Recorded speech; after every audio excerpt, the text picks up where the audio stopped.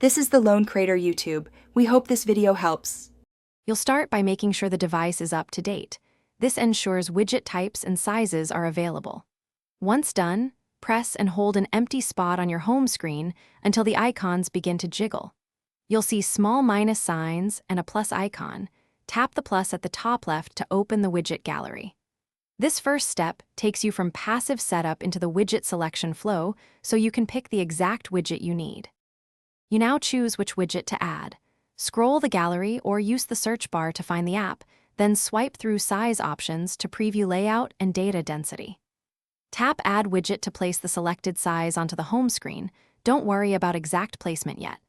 Next, drag the widget to where you want it, including Today View or a specific home screen page. This gives you control over visibility and quick access. Make sure spacing works with surrounding icons for a tidy layout.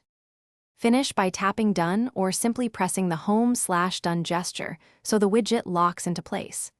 You can customize many widgets by long pressing them and choosing Edit Widget to change accounts, widget-specific options, or display data. This is why placement and size matter.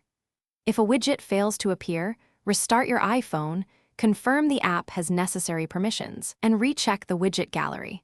This often